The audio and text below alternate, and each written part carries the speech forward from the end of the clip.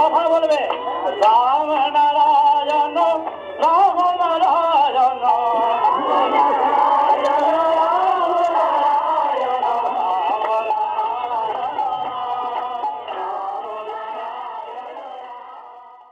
রাম নারায়ণ রাম।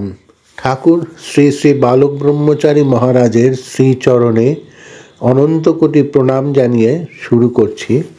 আজকের বিষয় চক্রতত্ত্বের দ্বিতীয় সোপান, স্বাধিষ্ঠান। 46 নম্বর ভূপেন বোস এভিনিউ, 7/8/1960। ঠাকুর বলছেন, বিভিন্ন স্থানে বহু স্থান আছে, একাধারে সর্ব জায়গায়। যেমন মূলাধার প্রতিষ্ঠিত, স্বাধিষ্ঠানও তেমনি প্রতিষ্ঠিত।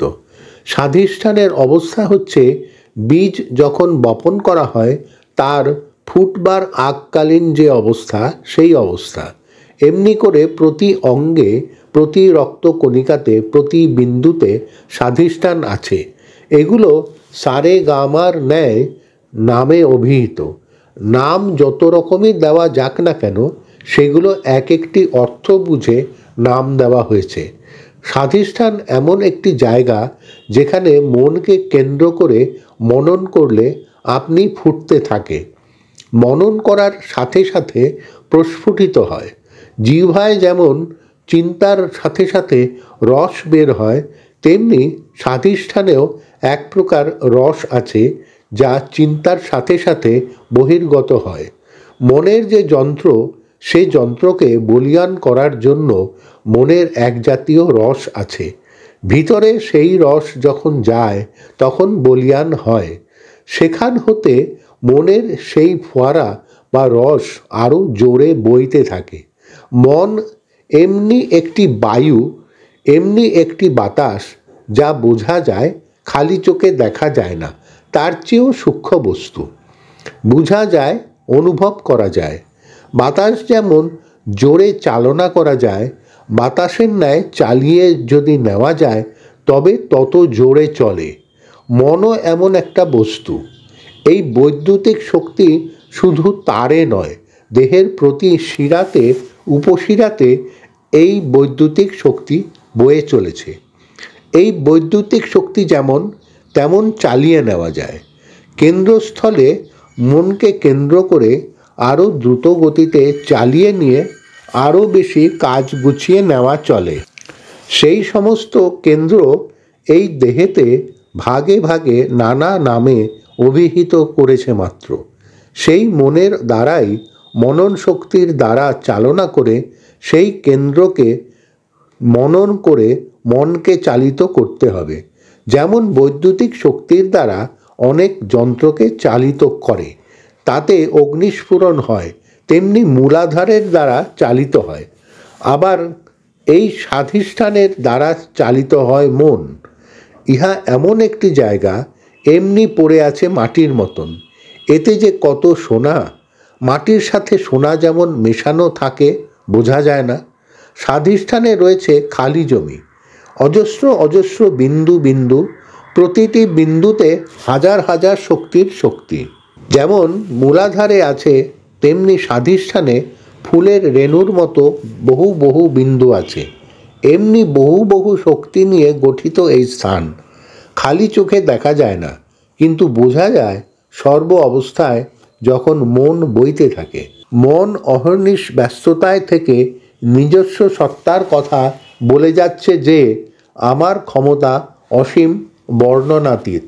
এতটুকু সীমাবদ্ধের এই কণিকাতে এতখানি শক্তি রয়েছে যে ইহা ভাষাতীত, ভাবাতীত। আজ যে মন এমনি বহু বহু ভাবে বয়ে যাচ্ছে, যেমন বাতিতে সলতে তৈল নিয়ে যায়, মনেও এমনি সলতে আছে, তৈল আছে, বাতি আছে। আজ যে হাহাকার উঠেছে মনের বিক্ষিপ্ততায়, সে বিক্ষিপ্ততা নয়, সে প্রসারতার একটা সারা মাত্র।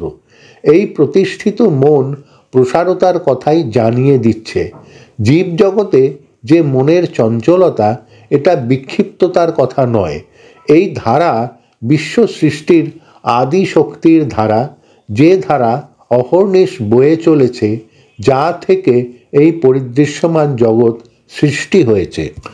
এই শক্তি হতেই মনের সৃষ্টি। এই সহজ মন সহজ হলেও এটা বিরাট শক্তির সারা। আমরা যখন জেনে নিতে পারবো কেন্দ্রগুলির কথা, যখন এই সপ্তচক্রের ব্যাখ্যা জেনে নিতে পারবো, তখন ভিন্ন ভিন্ন জন্মের কথা জেনে নেব। আমাদের এই মূলাধার, স্বাধিষ্ঠান, মণিপুর, অনাহত, বিশুদ্ধ, আজ্ঞা, সহস্রার, এই সাতটার আখ্যা ব্যাখ্যা এই পরিবর্তনশীল জগতেই রয়েছে। আমরা ধ্যানের ভিতর যখন চিন্তা করব, তখন কোন কেন্দ্রে মনকে ন্যস্ত করব, তখনই মানুষ চিন্তা করে। কিন্তু নানাভাবে বিকৃত হয়ে যাওয়ার ফলে সাধারণভাবে মনকে যদি মণিপুরে বা স্বাধিষ্ঠানে রাখা যায়, তবে বিক্ষিপ্ততা আসে। এ বিক্ষিপ্ততা নয়। মন আমাদের সবসময় স্থির, অটল, শান্ত হয়ে আছে। সেই মন বা চিত্তকে আবার স্থির করতে বলা হচ্ছে, কারণ চিরন্তন স্থিরতার মধ্যে মন আপনাকে ছেড়ে দিয়ে বসে আছে। স্বাধিষ্ঠানের কথা, মূলাধারের কথা যখন আসে, তখন এতে রয়েছে সমস্ত তেজের ধারা, অজস্র অনন্ত ধারার ধারা। যেমন খাল ডোবা সব জলে ভরে যায়, তেমনি স্বাধিষ্ঠান এমন একটি জায়গা যে সব পূরণ করে দেয়। পূর্ণ হতেই এই কথাটা এসেছে। আমাদের সাধকেরা, যোগী ঋষিরা চিন্তা করতে করতে কত কিছু বের করেছেন পাহাড়ে গিয়ে। কিন্তু যারা পাহাড়ে বা জঙ্গলে যেতে পারে না, তাদের কি কিছু হবে না? তারা এই সংসারেই সব জানতে পারবে। এটা আমাদের যোগাযোগ সূত্রের কথা। এই যোগাযোগ দ্বারা আমরা বহির্গত করে নিই সেই সত্তার বার্তা, যে আলোক হতে জগৎ সৃষ্টি হয়েছে। সুতরাং যদি আমরা সেই শক্তি স্বাধিষ্ঠানে মনোনিবেশ করি, তাহলে আগুন জ্বলে যায়। সূর্য যেমন বিক্ষিপ্ত অবস্থায় প্রসারতায় রয়েছে, তা যদি ভারী কাচের লেন্সে কনসেন্ট্রেট করা যায়, তাহলে আগুন জ্বলে ওঠে। এই ভারী কাচের লেন্সের ন্যায় স্বাধিষ্ঠানে আছে অনন্ত জীবের অনন্ত শক্তির কথা। সমস্ত জীবের সমস্ত শক্তির বার্তা এক একটা কেন্দ্রে আছে। একটা কাঁঠাল ভাঙলে কত দূর থেকে মাছি আসে, এমনি জীব আছে দূর থেকে রক্ত টেনে নেয়। অনেক জীব আছে আক্রান্ত করতে গেলে আক্রমণকারীর চেহারা নিয়ে নেয়। বহু রকম ক্ষমতা বহু জীবের ভিতর রয়েছে। এই সব জীবজন্তুর ভিতর যে ক্ষমতা, তা মানুষের মধ্যে দেখা যায় না। তাহলে ওই জীবজন্তু মহাপুরুষ হয়ে গেল, তা নয়। অনন্ত শক্তির ক্ষমতা এই স্বাধিষ্ঠান মণিপুরে আছে। মনন করার সাথে সাথে জেগে উঠছে হাজার হাজার লক্ষ কোটি জীবের অন্তর্নিহিত ক্ষমতা।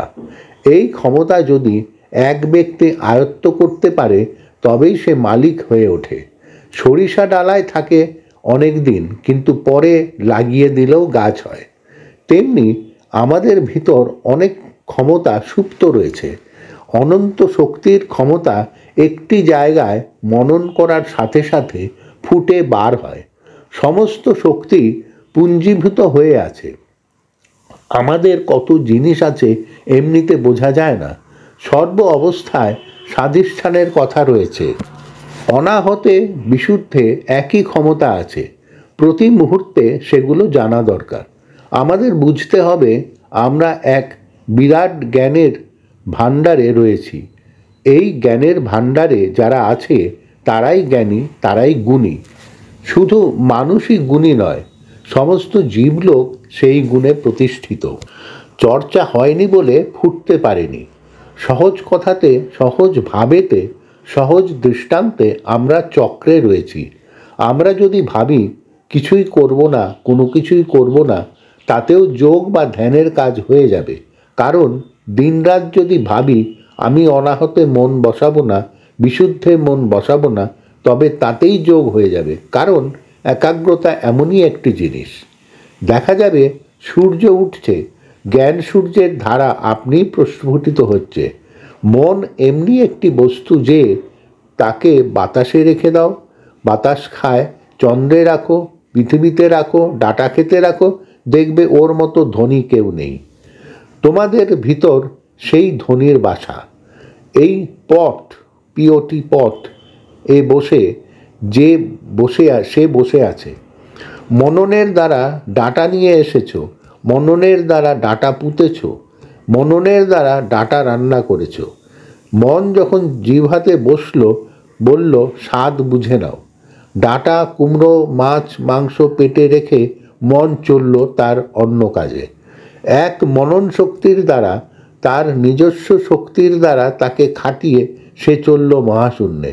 মন বলছে ডাটা, কুমড়ো রাইটার্স বিল্ডিংয়ের চাকরি, এতে আর আমাকে আটকিয়ে রাখবে কি করে? এসব যেন তার সাইড বিজনেস। মন বলছে অনন্ত মহাকাশের চিন্তাধারার তুলনায় এখানে যা চলছে তা সামান্য চানাচুর বিক্রির ন্যায়। এখানকার পরিচাপের দ্বারা আমরা মনকে বেঁধে নিচ্ছি।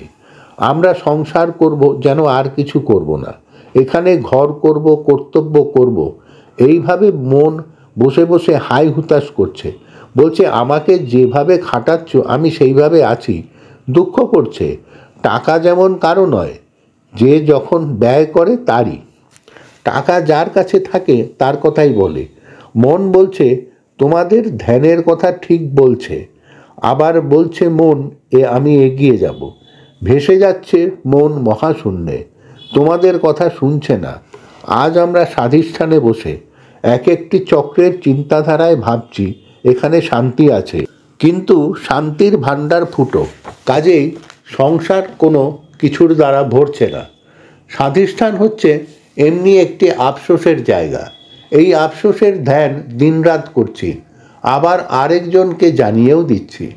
এমন এক জন্তু আছে, তার যখন ক্ষুধা লাগে নিজের হাত খাচ্ছে, টের পাচ্ছে না।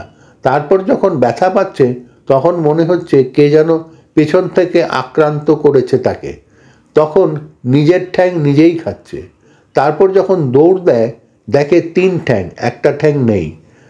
আমরা সেইরূপ নিজের রক্ত, নিজের মাংস নিজেই খাচ্ছি আর হাহুতাশ করছি।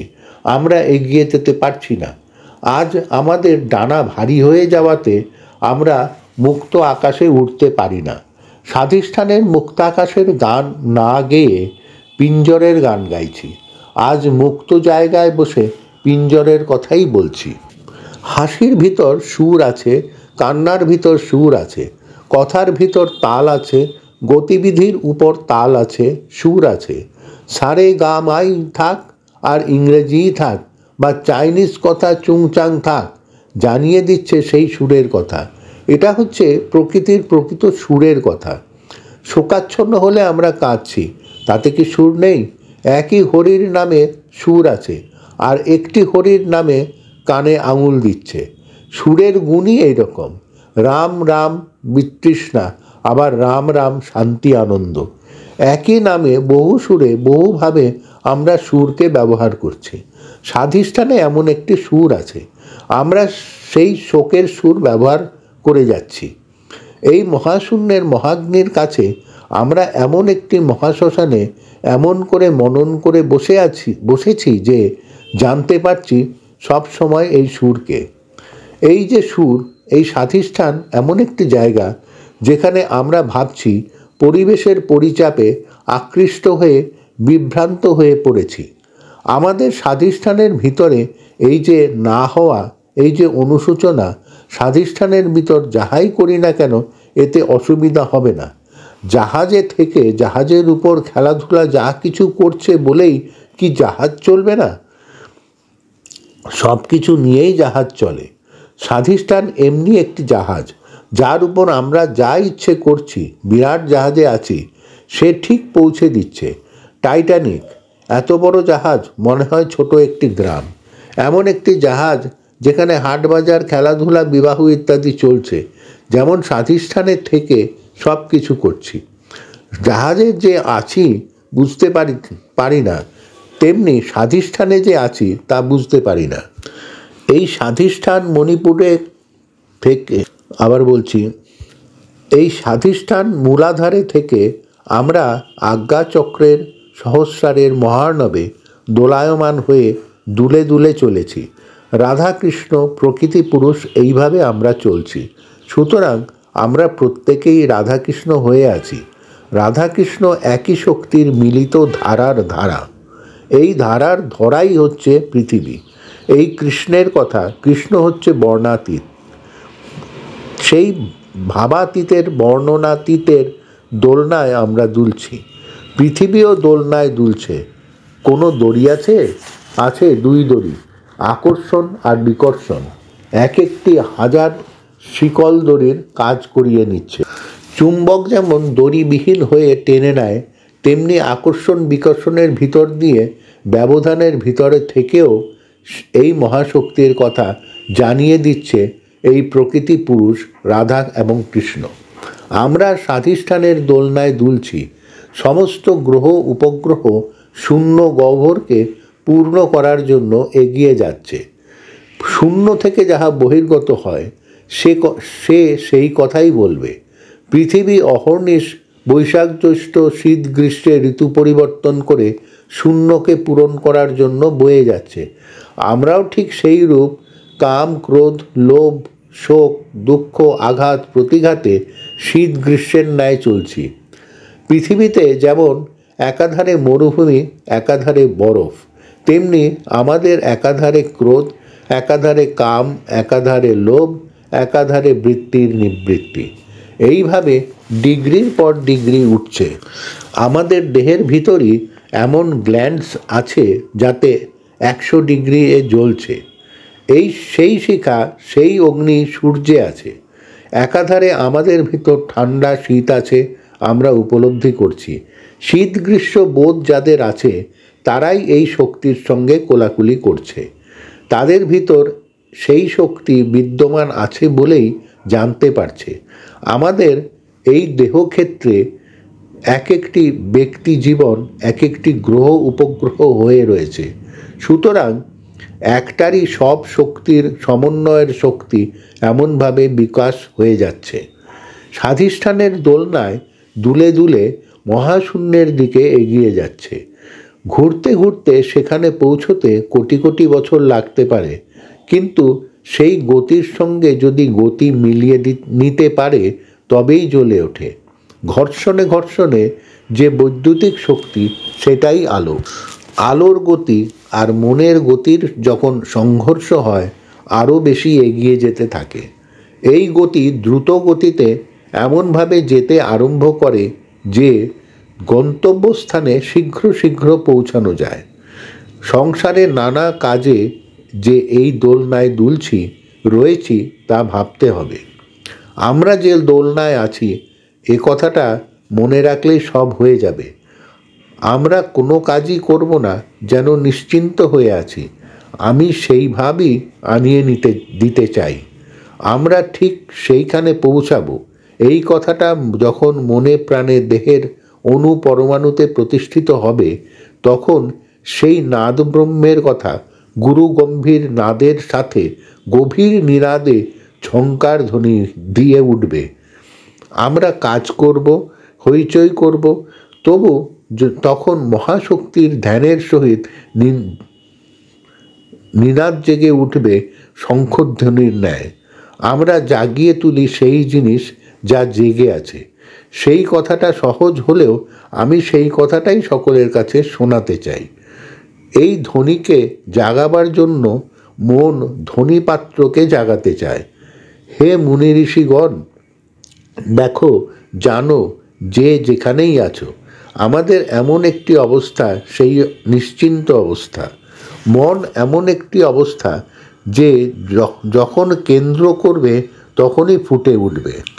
বাচ্চা শিশুকে কেউ তো ধ্যান ধারণা শেখায়নি। কে তাকে বলে দিয়েছে স্বাদ ঘ্রাণের কথা? আদা যে ঝাল কে তাকে জানিয়ে দিয়েছিল? সেই স্বাদ তার জানা ছিল। আমরা বিশ্ব প্রকৃতির বাচ্চা হয়ে শিশুর কান্নার ন্যায় বিরাট বোল দিয়ে যাচ্ছি এবং সেই মাতৃশক্তিকে ডাকছি। সেই কান্নায় সে তার ক্ষুধাকে নিবৃত্ত করে যাচ্ছে।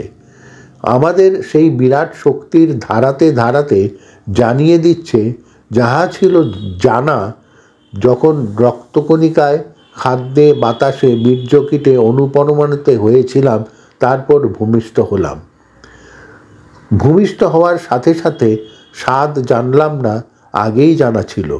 শুধু সাত পুরুষের কথা নয়, অনন্ত অনন্ত পুরুষের কথা নয়, তখনও জানা ছিল সব বিশ্ব সাদের কথা। কাজেই যখন পেলাম, জানাটাকেই পেলাম, জানলাম, তখন বুঝিয়ে দিল জানা ছিল বলেই জেনে গেলাম। স্বাধিষ্ঠানের কথাও তাই। স্বাধিষ্ঠান এমন একটি জায়গা যে সব জানিয়ে দিচ্ছে। বিজ্ঞানসম্মত বস্তু, বিশ্ব রহস্যের সমস্ত রহস্য পুঙ্খানুপুঙ্খরূপে জানিয়ে দিচ্ছে। জানলে পরেই সাধনা সিদ্ধ হয়ে গেল। আজ সাধনার ইঙ্গিত হচ্ছে। এক একটা স্তরের এক একটা ব্যাখ্যা আছে। আমাকে সহজভাবে ছেড়ে দাও। চক্রের যে শাস্ত্র ব্যাখ্যা, এক একজনের এক এক ব্যাখ্যা। আমার তো সেই ব্যাখ্যা নেই। ডাক্তারেরা যেমন ডোমের নিকট হতে শিখে নেয়, আমরাও তেমনি ভিতরের কাটা ছেঁড়ার কথা বলে যাই। এখানেই সমাপ্ত রাম ও নারায়ণ রাম। পুস্তক সূত্র বালক ব্রহ্মচারী যোগ দর্শন। প্রিয় সুধীবৃন্দ, আশা করি আপনাদের মূল্যবান মতামত ও পরামর্শ কমেন্ট করে জানাবেন। রাম ও নারায়ণ রাম।